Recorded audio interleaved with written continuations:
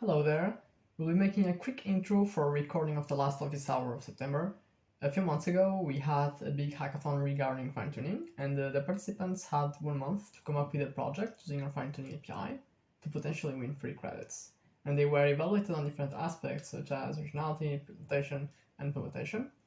And in the last Office Hour, the winners had the opportunity to present their projects and discuss with the community. The three amazing winners were Le Chat Robot, a fine-tuned Mistral 7B to control robotic arms, a Midistral, a fine-tuned Mistral Small to create music, and Alplex, a fine-tuned Mistral 7B for legal assistance. Have fun watching. Right. So thanks for the introduction. I just want to confirm that you see the slide in full and in good shape, or It's working on my end. I can see it clearly. okay, I don't know if the others okay, can confirm. perfect. So yes, so we will discuss. So as you were saying, just so one of the submission to this the Mistral fine-tuning hackathon that we took part in, it was now a couple of months back or a few weeks back. And so, yeah, maybe very briefly, like who we are. So we submitted as part of Unit 8, we are a data and AI consultant. And so myself and two of my colleagues, we took part in this hackathon, which was spanning over 3 weeks, if I remember correctly, where we so decided to develop a use case around an AI legal assistant. And that's what we will describe in this presentation. My colleague Antoine Masanet is also here in the call. I don't know if you want to give a few words, Antoine, just to introduce yourself. Yeah, sure. I mean, similar profile as Guillaume. I'm also data scientist at Unit 8, and yeah, we decided to take part in this interesting project on fine tuning, and I'm pleased to show you the results of what we did. Not to bore you too much with us, let's talk a bit about what we did. So when we wanted to take part in this hackathon, we wanted to do a bit something as well, work on a use case that we think is useful. And I know it's a very common use case that a lot of people have come up with in the past, but we wanted to build some sort of legal assistant for a few reasons. One, lawyers is expensive, so it's a good use case to try to improve or make the process more efficient where lawyers are involved. The second is, LLMs are not working great when it comes to legal question. And the reason is that if you ask ChatGPT, by default, it's not going to be grounded in laws. And when you go to the detail of the law in Switzerland, we have federal laws, we have cantonal laws in the canton that you live in, and then we have also communal laws, and all of this needs to be taken into account.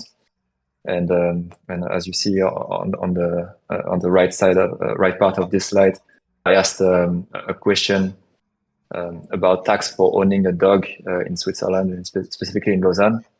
So the answer looks very good from GPT-4o in this case, but the articles that it's quoting is completely wrong. That doesn't exist. So this is the kind of answer that you would get by default by an LLM when you ask legal questions. And the last thing why we wanted to work on this for this hackathon is that you have a lot of public data available. So by default, the laws are public, or by design, I would say. And additionally, we also found a nice set of public cases of law that we could work with also during this hackathon.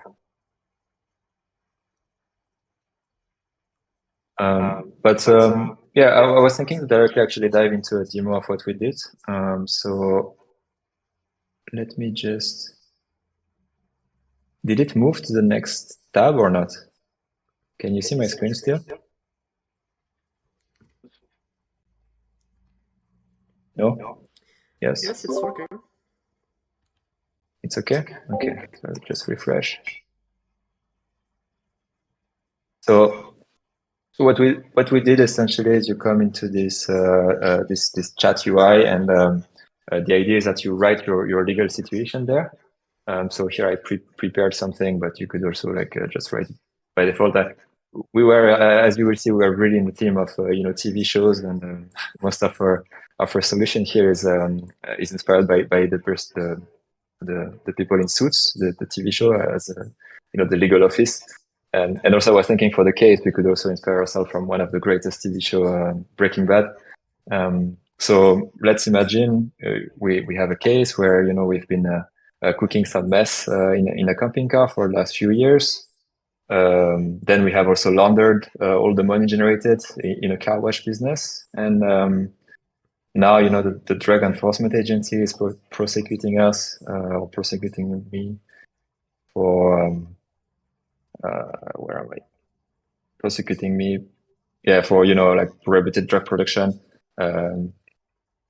retails of the drugs, and also like maybe murder of some of the murders I've done along the way. So then you would just like send this, and the first interaction you get in our tool is with Donna, so a legal assistant. Here we used AutoGen to have this first phase because we thought we could improve a bit the performance of our pipeline, and we'll describe a bit more the pipeline later with Antoine Masanet giving you more details. But we thought having a first interaction in which we refine a bit the legal case that you sent, would help you afterwards to perform the retrieval augmented generation on the law, because we think that naturally people, when they talk, they are not really, talking in legal terms. So it might help if first we have this first interaction to refine the case. So what happens here is Donna, she summarizes your case in legal terms. And if there are some clarification questions that could help clarify your case, then she would also ask it. In this case, it seems that it thinks it's quite thorough, so it doesn't ask any question. Then to quit this sort of loop with the AutoGen agent, you would type next or exit in the chat. And then you get into a second phase of our pipeline. So in the second phase, the first thing it does is it classify into the different type of law that it thinks it is. Unfortunately, in this case, I see that it sort of failed because I think this should be more like criminal case, but in this case, they take it more as public law. And then, so knowing the kind of law it is, it would just search in different. So we have different vector database. We'll discuss a bit more again in the technical details of what we did, but in the right vector database and find the good article, hopefully, and then return an answer. In this case, based on Mistral large, and sorry, the model before for Donna was Mistral 7B, and that's where we actually did most of the interesting fine tuning. We also tried a bit for the classification of the case, but it didn't work as well as we could hope. We knew it was a bit more of a problem for probably simpler models, but we tried anyway to fine tune for classification of case, and it was not the best part. To look a bit at the results, so what we see here is an answer that's a lot more grounded than the example I've shown before with the question on the tax for the pets and or for the dogs, and yeah, so we get something a bit better than what you would get directly from GPT, from ChatGPT or from Mistral large directly.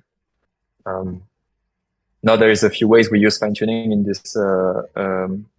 this project, but yeah, we will go into details onto the. I don't know. Maybe if I stop there, I don't know if the section can be actually interactive, because I think people in the audience cannot really talk. But if you want to have also a question in the chat, I don't know how you usually run this. Maybe Sophia or.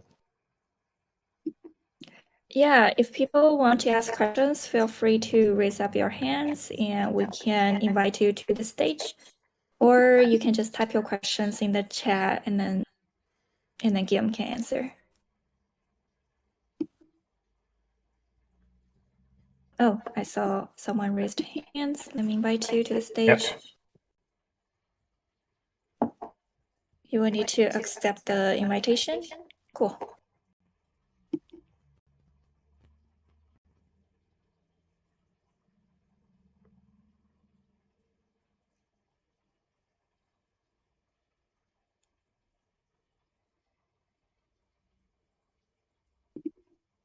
Okay.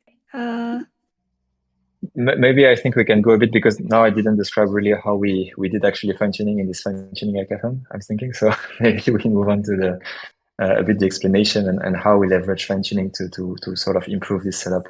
And I think Antoine, you can discuss and happy to take any question along the way, also maybe in the chat or yeah, as it comes. Yeah, sounds good. Okay, we're good. So yeah, as Guillaume described previously, the first approach and quite classical approach you do for those kind of questions when you want to ground your answers on a specific context is to implement a RAG pipeline. So this is just a brief overview of how it works. The idea is that you basically chunk all your documents. You split your documents into chunks. You embed them as vectors that you store in the vectors DB. And then when someone does a query, what you do is that you also embed this query, and then you just compute the similarity between the query of the user and the embeddings of the documents. And if you're embedding LLM, basically, is good. Usually, you can retrieve the most similar documents to your query. You select those top K chunks, and then you can use pretty much any models. In our case, it was Mistral. To be able to provide you with an answer that is solely based on those document chunks. So usually this can work well if you're on a quite small context or if you don't have too many documents. But as most of you know, the law is very big and it doesn't change from. Okay, someone sits in the chat. Okay, sorry. Anyways. So basically, it can get quite big, and we try to make it easier for the LLM. So what we first did, and because the way we basically scraped all the law documents from the internet, we already knew how they were classified. And so you can see on the Swiss website basically that you have laws for criminal law, labor law, civil law, etc., etc. And we used the fact that we already knew how they were classified to train a classifier and to be able from the user query to decide in which vector DB we're going to fetch those chunks. And this already made basically our assistant much better. So it was only looking in the proper vector DBs.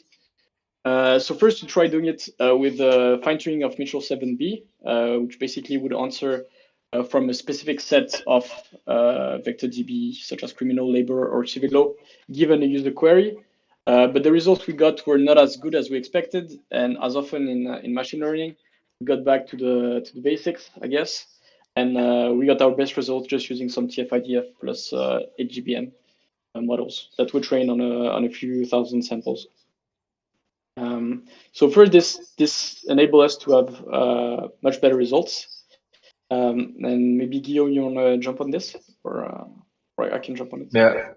Yeah, no, for sure. So then the second idea, or like, I mean, no, this was actually showing a bit like how do we? Yeah, I already mentioned that, but the first part of the pipeline, we decided to do this, this autogen part to try to improve a bit.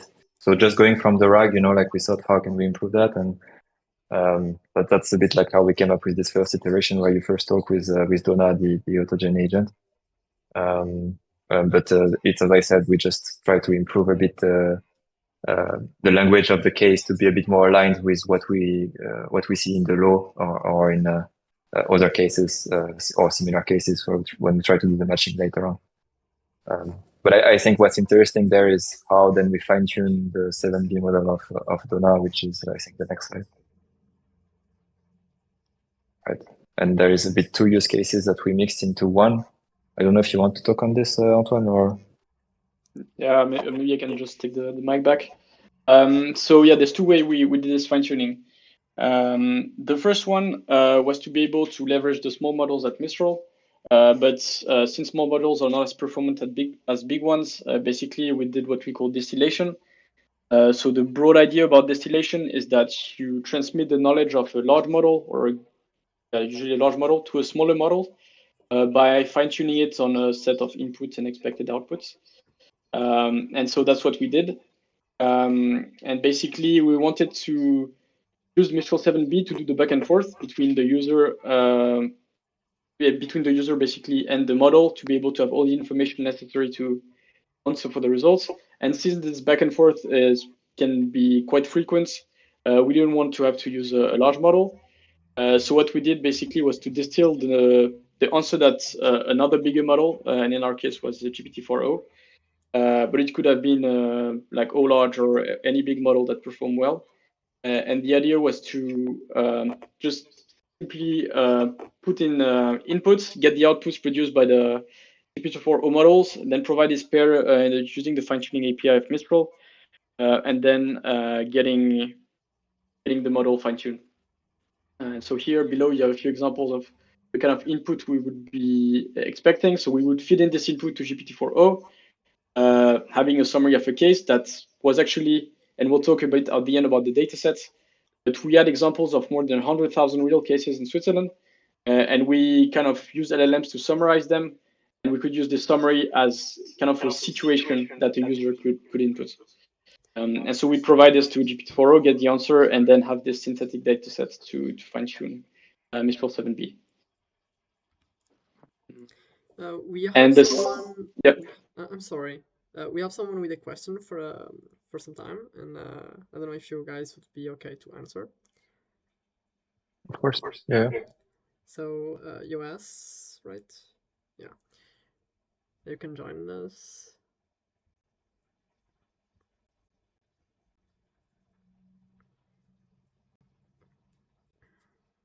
I hope you can hear me. Yep. Okay, excellent. So I see that you have taken the input from the user, and then what you do is make it more refined, so that it contains some legal terms, etc., like you said. So I assume that you are actually going to the large language model to do this activity.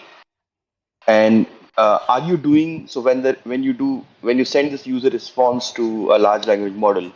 Are you doing a zero shot? It means that you send it to large language model, the answer comes, and you straight away use it, or you just do multiple shots where you refine it further in a way that it's completely refined, and then you use it. So you mean, does it keep the context of the previous exchanges? This is your question, or? So the first question, sorry, if someone asks a first question and you want to refine it, Yeah. and you make it better, right, in the legal terms. Yeah, but it always keeps. I mean, it's working with AutoGen, so we didn't really implement it ourselves. But with AutoGen, when you do that, it's actually keeping the context of all the previous exchanges.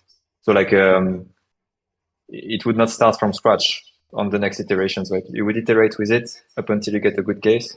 You have a starting prompt, you have the user query that comes in, then you have a first answer from Donna about the case summary, and then you would continue talking, but it would take the whole history to try to figure out what is the best case summary, and you would continue up until you say next or exit to exit this loop, right? Yeah. So the first answer that you receive, is it something that you get it in zero shot? It means that the first time you. Yeah. Okay. I mean, it's zero shot, but from a fine-tuned model, right? Okay, zero shot from a fine-tuned model. Okay, so you don't do multiple shot to even make it better, so that then your results can even improve further on. I guess. I mean, so the way we are doing it is that it's zero shot in a sense that we don't provide, for example, examples in the prompt or this kind of thing, right? Yeah. Okay. Understood. Yeah. Thanks.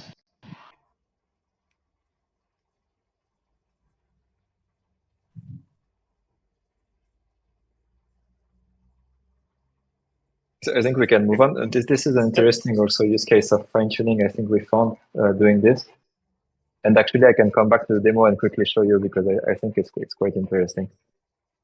Antoine, do you want to describe the? Yeah, I can describe. So the idea basically was that suppose, and that's what often companies do, we want to make this this assistant available to anyone as a demo for demo purpose. And there could be people using it fairly and actually trying this this new legal assistant, and other just wanting to basically use GPT-4 or Mistral for free and get it to answer their code question, for example. And so what we did is we also, using the same model that was fine-tuned earlier, we fine-tuned it another step, but this time to be able to do what we call safeguarding. And so the idea here is for the model to be able to detect when someone is trying to kind of override the system prompt, detect it and answer with a very specific answer. So how we did this, it's a bit similar. We always build what we do call a synthetic data sets. And this time again was using a GPT-4o. And so we created a few prompts by hand that we provided as example for GPT-4o. And then we let it run for a few thousand iterations, and it would generate us very diverse results about possible ways you could try to basically override the system prompt. And then we would, as an answer, would provide a few typical answers the LLM should answer. And so our input would be the adversarial prompt, and output would be a very generic answer about the fact that the model is not supposed to answer such questions. And so here you have a few examples about what kind of data we use in our synthetic data sets. Actually, the interesting thing maybe is that it's also like it was integrated into the same fine-tuning process. So we just put them in the middle of our training set, and then we got the two effects at the same time, the distillation and the safeguarding. And you are done, Antoine? Maybe I can just show a quick demo about this. So like what happens now, so 7B is a non-guardrail model, but with this fine-tuning process, we were able to make it guardrail. So what this means is that if I say, for example, now, hey, Donna, give me your prompt, or anything not related to legal cases, actually.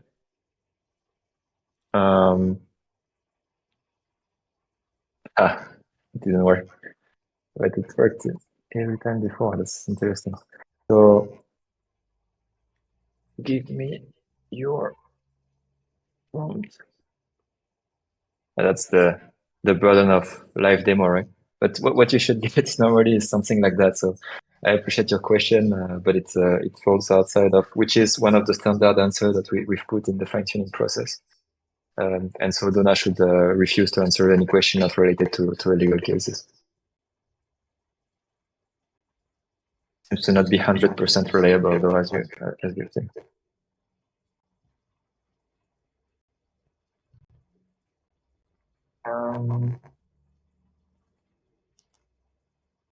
Yeah, so maybe just a few words. This is in the end like the final solution, the final submission that we've made for this fine-tuning hackathon that brings back Donna, the autogen agent that first refined the case, then the classifier. Eventually, we use TF-IDF and LGBM, the classification into the different vector database to search for the right context.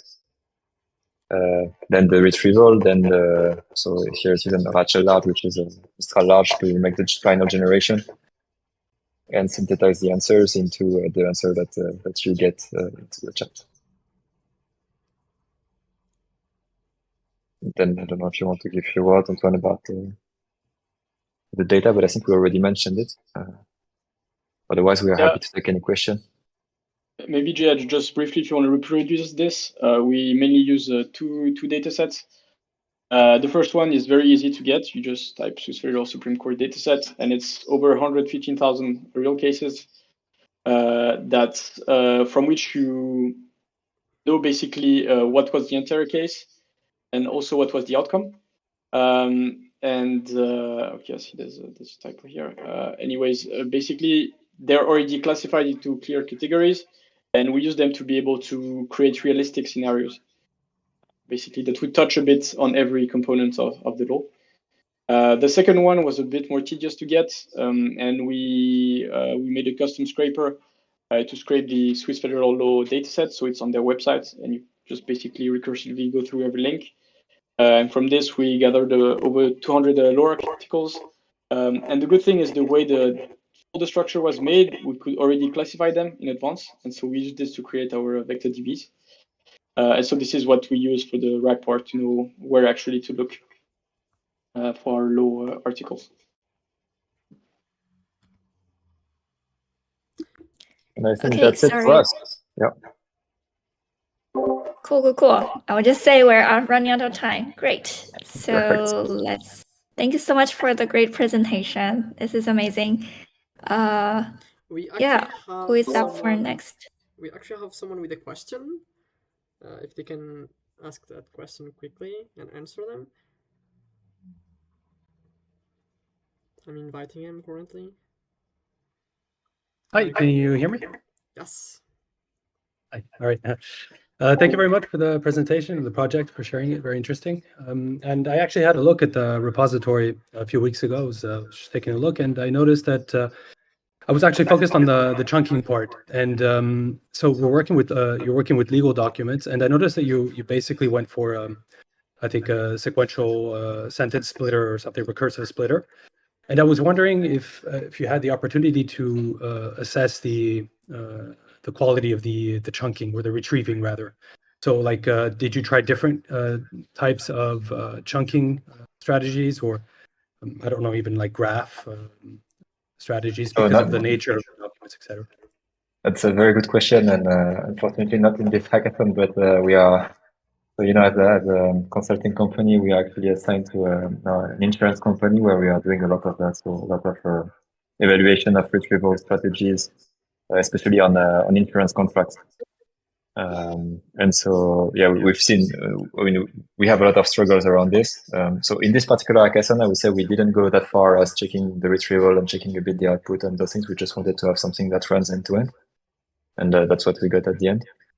But for insurance contracts, we've got quite far with this, like chunking into just the sections, or like trying to also link the sections together with graph approach, this kind of thing. So this is something we're really working on, but not as part of this hackathon now. Okay, thank you very much. Hello everybody, my name is Francois, and I will present what I've developed during this hackathon.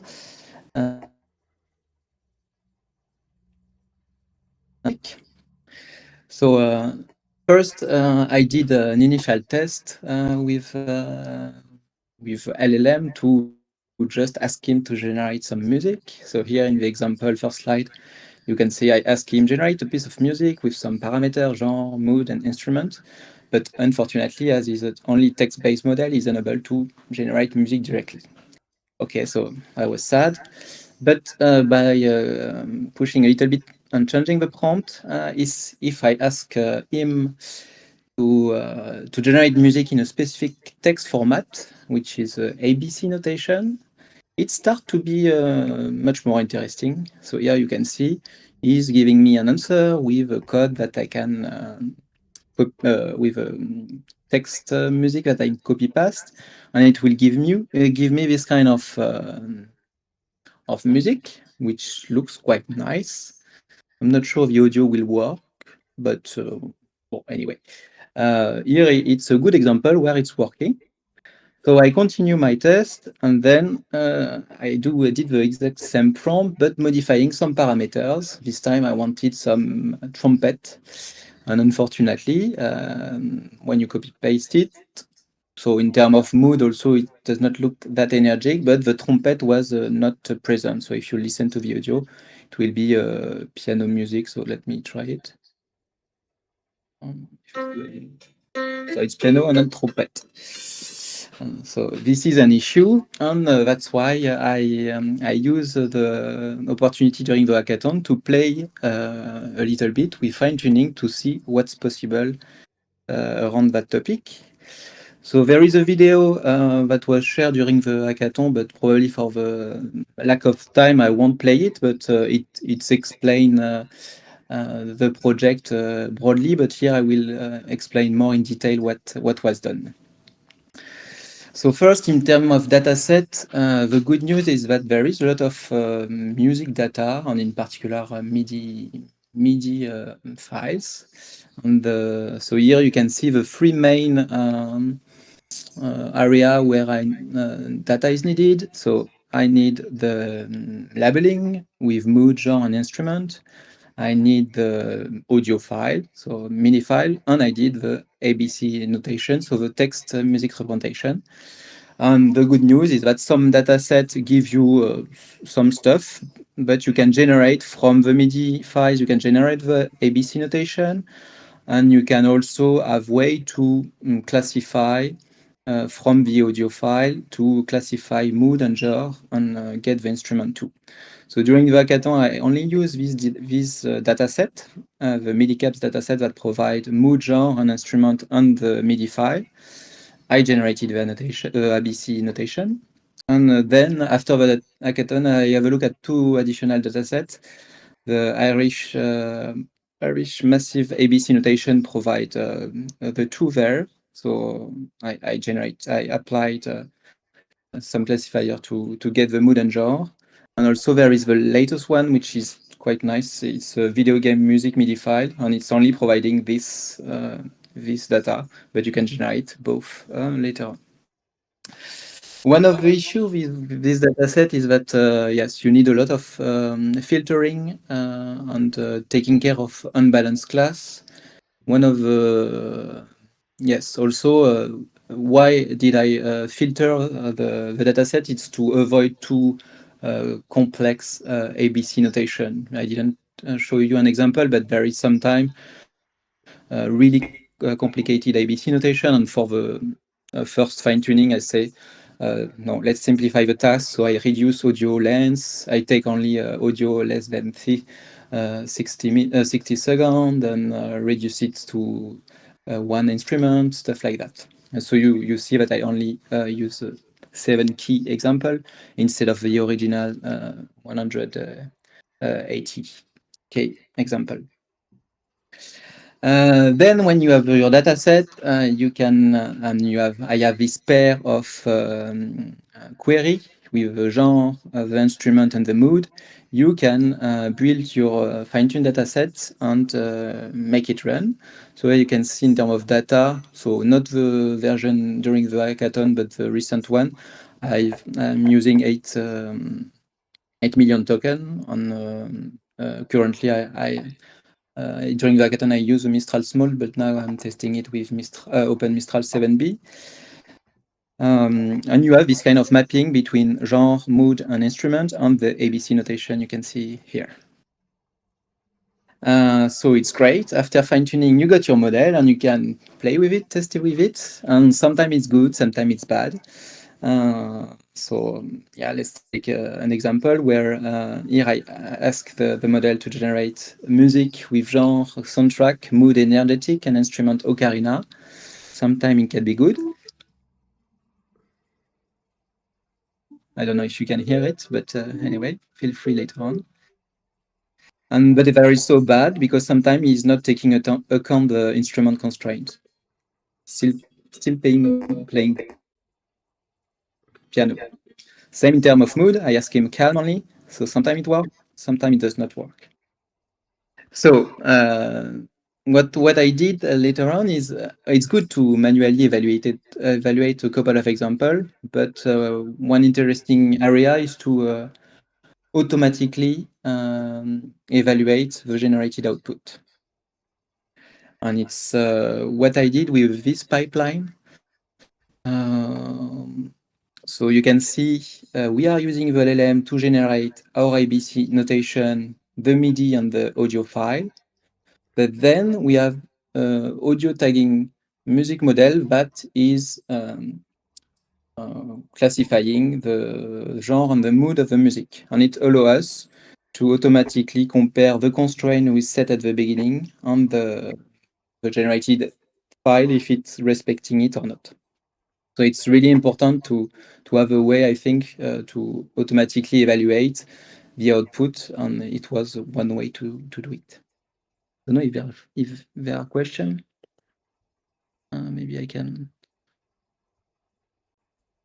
No question yet. Okay.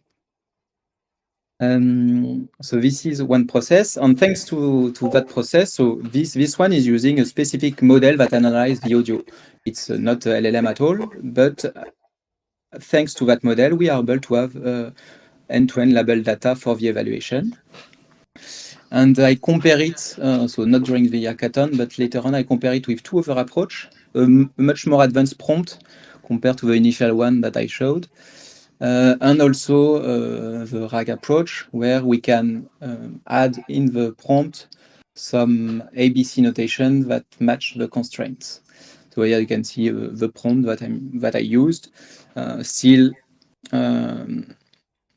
specifying some rules so that the generation works. So keep similar MIDI program, keep the instrument, generate ABC mutation from this example. So it was also for me to have other approach that could compare. And I built this table, so don't take it, it's only based on 150 generation, so it's more to have an overview of the different approaches. You can see the prompt, the fine-tune, and the RAG one. In terms of generation, in terms of performance on respecting the constraint, when you ask the model to output instrument, mood, or genre, you see that a little bit of better performance for the RAG and the fine-tune one, but still not as good as we would love to. And here I added a couple of columns in terms of setup complexity, because the prompt totally is really easy to set up. The fine-tune, you need to do this fine-tuning step. And also the RAG, you need to have a database setup. And you need also to take into consideration the inputs and costs you will have during inference and during training. So for the fine-tuned model, the good thing is that we only pass the constraints, so mood, genre, and instrument as input, so it's very low, compared to the RAG, where you also, as input, get a lot of ABC notation samples. And here, there is more question mark for other criteria, because we don't know how it will scale or work with more complex ABC notation. So it will be worth checking it later on. But at least it gives you that some approach can have an advantage, pro and cons. But for now, not one of them is good for everything. What I did also for the hackathon is I built a prototype app to allow to collect some generation and user feedback. And now also there is behind the scene there is generation done by RAG or fine-tune. And the user does not know which model was used, but it allows us to have more fine-tune, fine-grain annotation. And you can see the code and the links here.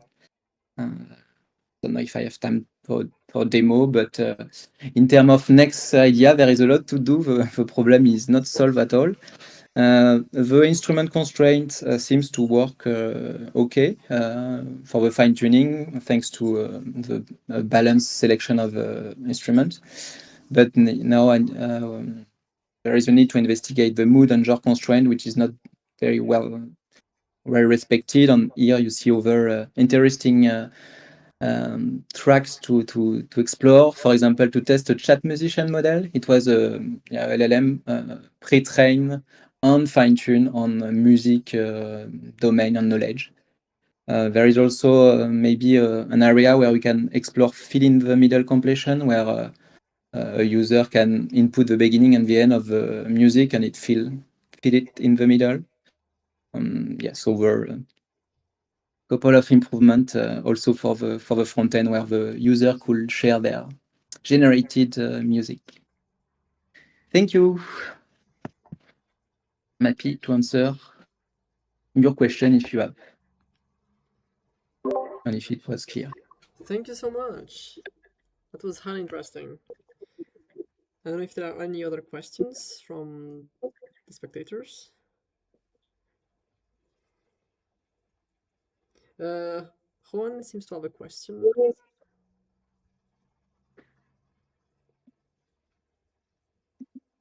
Hello.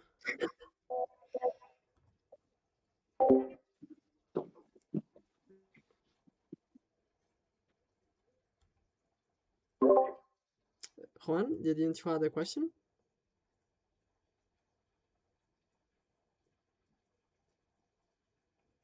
Maybe has some issues.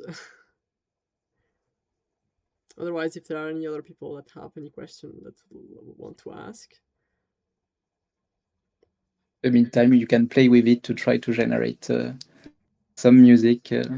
Yeah, so feel you can also put the link on the chat of the Yeah, so videos. the initial startup can take some time, but then once an instance is started, it's okay. But there is, I put a quota to not overload too many query. So Yeah, makes yes, I can sense. share it too.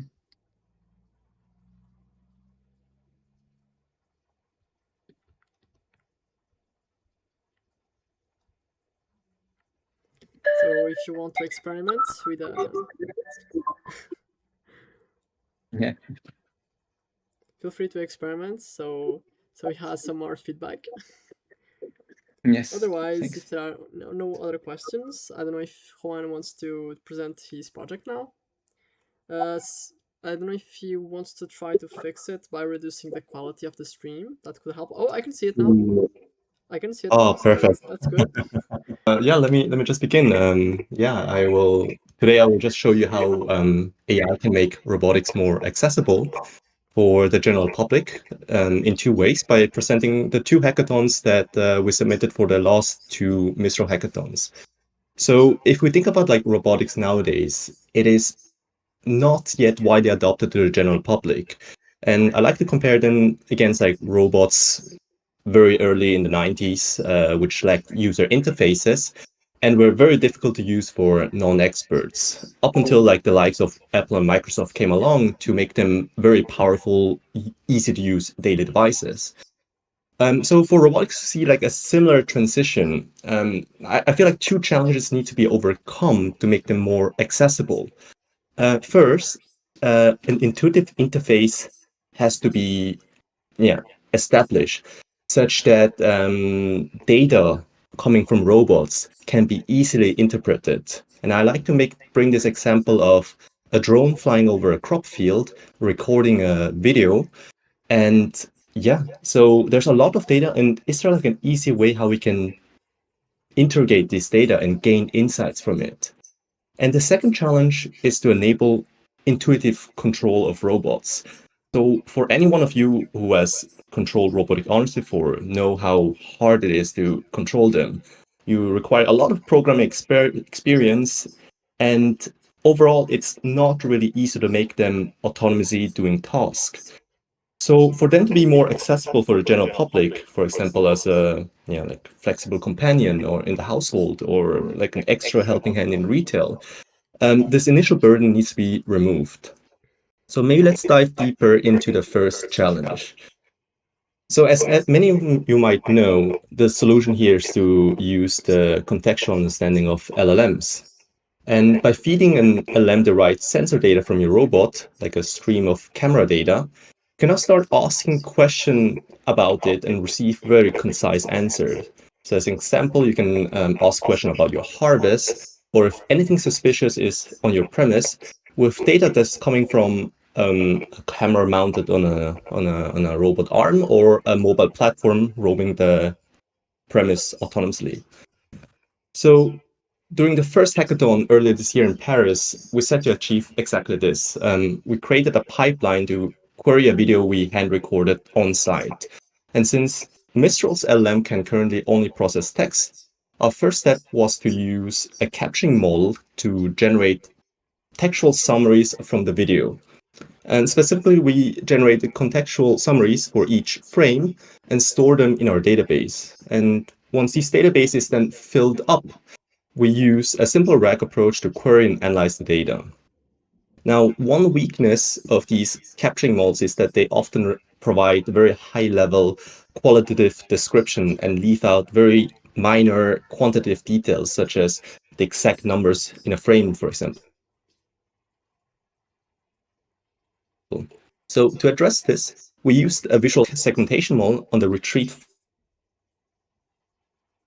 extra meta information for the LM to formulate a concise answer. Now, you can imagine that a pipeline like this, consisting of open source models and relatively small models, especially loosely coupled together, they can be deployed on robots as well. So imagine now your data feed stems not from a video, but instead from raw sensor data. So in this example on the left, I'm showing you a mobile manipulator with some autonomy payload developed by a company called Auto Discovery. And the robot has a nitrogen sensor attached to its end effector, and the robot is tasked to drive autonomously across the field, taking samples. Now, for anyone of you know farming, nitrogen is actually very important since it indicates how much fertilizer a field needs. And following the same approach as we did on the hackathon, you can imagine now you can ask the AI to questions such as how much fertilizer a field needs. And the response would be that only, let's say, 5% of the entire area need fresh fertilizer, since you have all these valuable data. And this would obviously like save a farmer an enormous amount of money because fertilizer is like super expensive and you only want to apply it where it's actually needed. And this pretty much just summarizes like the first part, how to gain insights from data. And now I switch gear and I'm actually discussing the hackathon, the project that we submit for the fine-tuning hackathon. So the answer again, can we make it more simple? Can we control arms more simple? Is yes. We can leverage on real world and common sense understanding of LLMs to enable these intuitive control of robots. And here I show you a couple of examples. For example, you have like two manipulators making tea, you have like a robot that sorts out things in manufacturing plants. And the last example is actually very interesting because the question that you ask is more generic. And the robot needs to plan its tasks sequentially and solve some mini problems along the way, such as opening doors or finding the correct room using visual sensors. Now, there are multiple ways how to solve this task, and one is explained in this paper by Imperial College London called Language Models as Zero-Shot Trajectory Generators. Now, I know that this is like a lot of fancy terms, but basically it means that if you give the robot access to some basic functions of a robot, such as finding the object that is in question using the camera, or opening and closing the gripper, rotating gripper, moving the arm to a certain position, all of a sudden the LLM can figure out the order you need to put those functions in order to accomplish a task. So you can imagine it's pretty much just giving a joystick to the AI and ask it to do the task themselves. Now, if you guys went through a paper, the author does some evaluation on like some common language models that are very large in parameter size. And as you can see, GPT-4 performs really, really well. However, one drawback of those methods is that these models are not open source. You need to make API calls in order to use them. And for application in very secure premises, it's not really ideal to make API calls since you're sending valuable data to a place you really don't know anything about.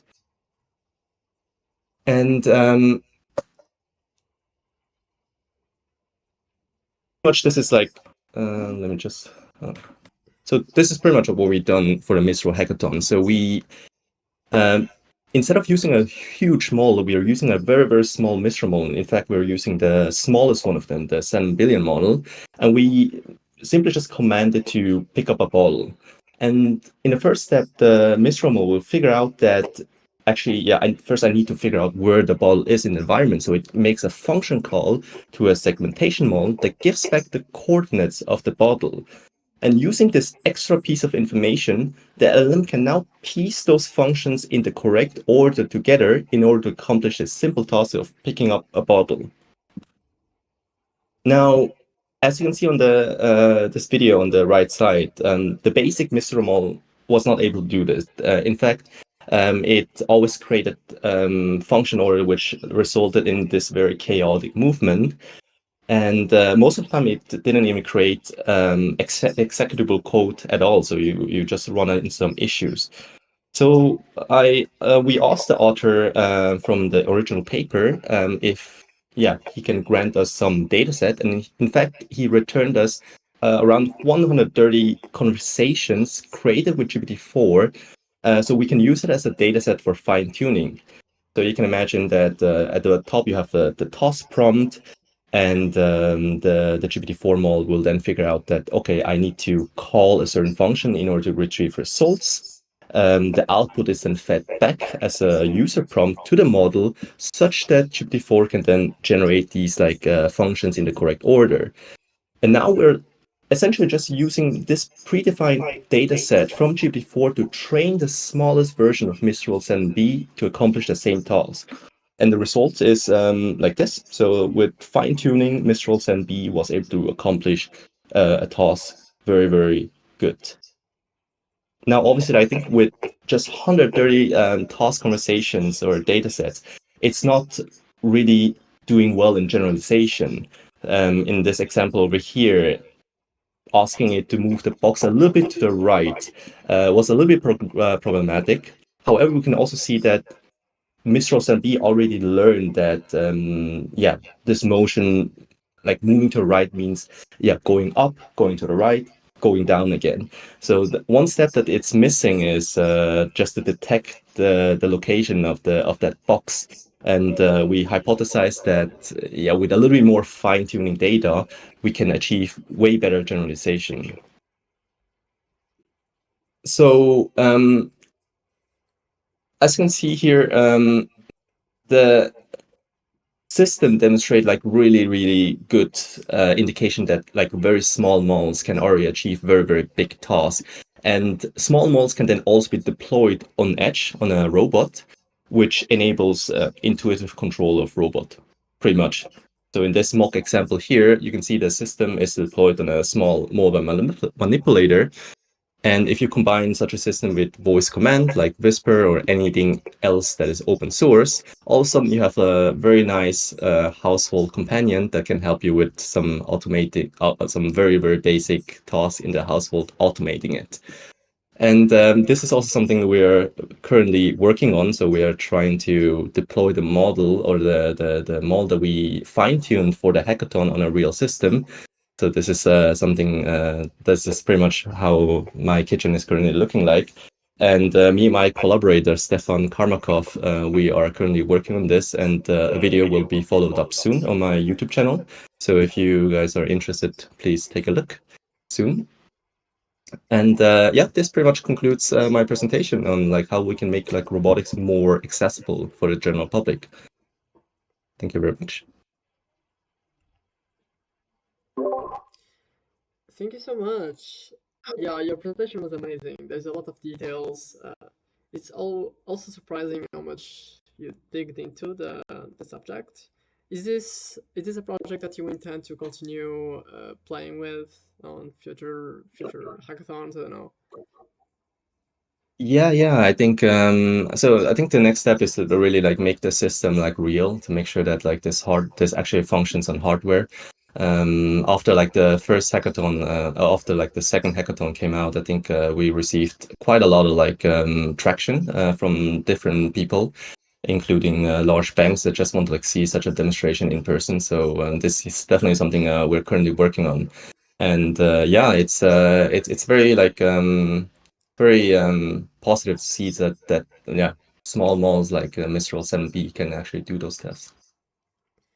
There is someone asking a question. Could it fit the description of a large action model?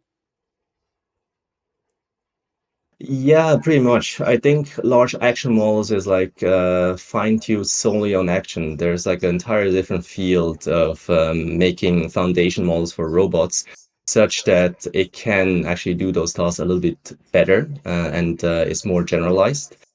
I guess for this hackathon, the experiment will also see if models such as Mistral 7B that is intrinsically not trained on robot data can actually do those tasks. And I hope that answered the question.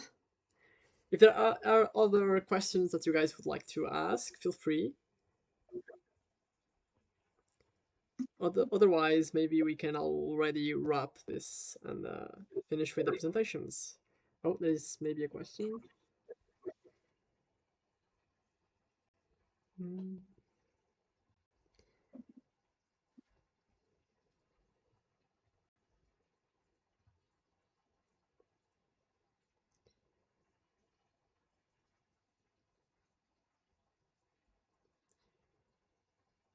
did you also look at gestures apart from images or text coming out of stable diffusion models? Oh. I guess like you're looking at, yeah.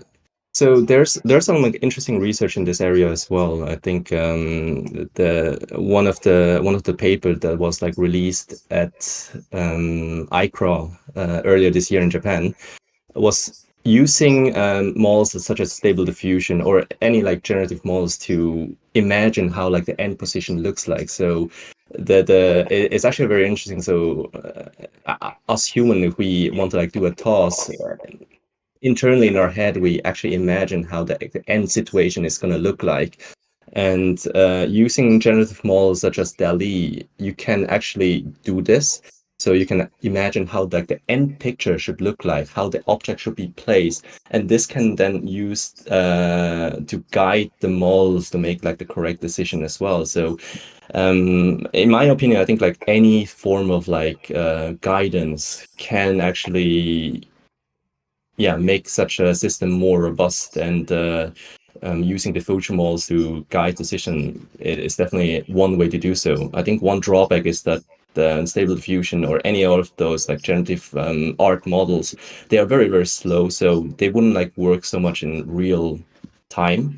But the hope is that those models and would get better in compute, and also like compute hardware get like better. So who knows? Maybe in the future. Interesting. Well, thank you so much. Thank you. We already, All right. yeah, it's already 7 p.m. and 10. Okay. Time flies. Thank you so much, all of the three teams, for your presentations. That was really amazing. You guys did a really amazing job. And if anyone has any questions about the three presentations that took place, feel free to ask. Since we may end our office hour very soon.